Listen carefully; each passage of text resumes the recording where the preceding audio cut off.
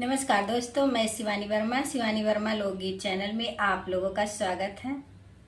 आज मैं सुनाऊंगी आप लोगों को एक प्यारा सा तुलसी विदाई गीत। सुनिए, आप लोग बताइएगा कैसा लगा। कैली ही 16 सिंगारवा की हथवा में चूड़िया की हथवा में चूड़िया हो। कैली ही 16 सिंगारवा की हथवा में चूड़िया की हथवा में चूड़िया हो। तुलसी भरली ही मंगिया में से नूरा की मथवा पे बिदिया हो। तुलसी भरली ही मंगिया में से नूरा की मथवा पे बिदिया हो। तुलसी बांधली ही कमर कर धनिया की पाँव पाय जनिया हो। वढ़ली ही ललकी चुनरिया की सिर पे गागरिया की धरली गागरिया हो। तुलसी चल दी ही पनिया भरन के यमुना जी के तीरे हो। तुलसी चल दी ही पनिया भरन के यमुना जी के तीरवा में हो। रहिया में मिली गाई रुकी मीड़ी की तुलसी से पूछई की तुलसी से पूछाई हो। तुलसी कहाँ पायु वहाँ भर चूड़िया की माथे के बिदिया हो। तुलसी कहाँ पायु मांगी कैसे नूरवा की कमर कर धनिया हो। कहाँ पायु पौआ के पैजनिया की औराऊ बिछुआ की औराऊ बिछुआ हो। तुलसी कहाँ पायु मांगी के से नूरवा की पाँव के महावर हो। तुलसी कहाँ पायु हाथे कै में हदिया की पाँव के महावर हो। यतनी बचन सुनई तुलसी ता हंसी हंसी बतावई की हंसी हंसी बोलाई हो। यतनी बचन सुनई तुलसी की हंसी हंसी बोलाई की हंसी हंसी बतावाई हो।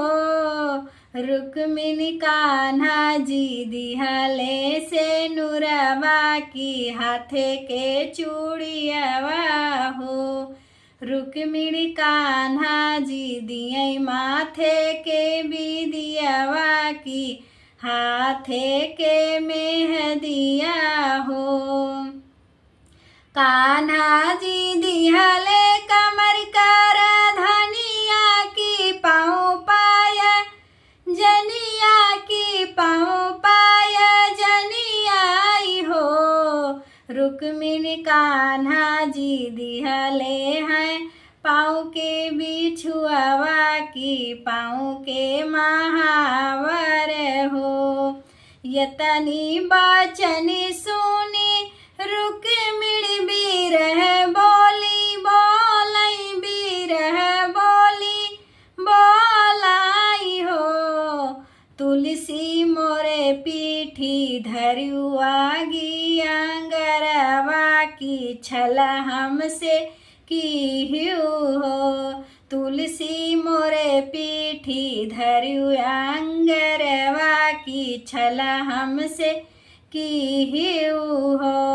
तुलसी तोहा का तो समझे बाहिनिया तू तो बान्यू सौतनिया जो मैं जनत्याऊ तुलसी सावती मोरी बनबू सावती मोरी बनबू हो। तुलसी तोह का तो जड़ से उखड़तेन वृंदावन में फेंकतेनी हो।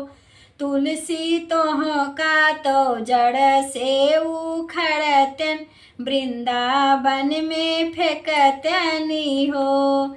जब तू ही रुक्मिनी हम का उखड़त्यू की वृंदावन में फेंकत्यू की वृंदावन में फेंकत्यू हो। बहिनी बनी जाबे सुंदर बसुड़िया कान्हा जी बजई हई हो।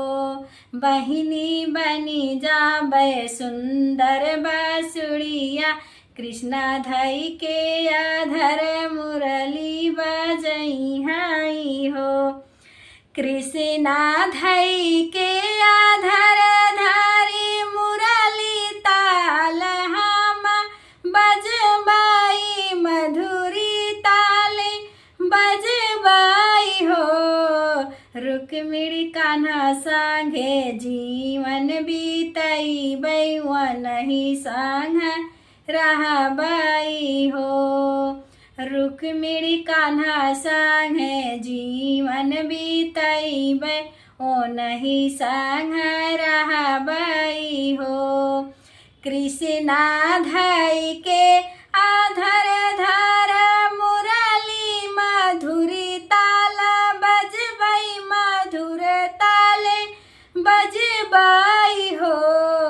रुक्मिणी कान्हा संगे जीवन बीतई बैवन ही संगे रहबाई हो। रुक्मिणी कान्हा संगे जीवन बीतई बैवन ही संगे रहबाई हो।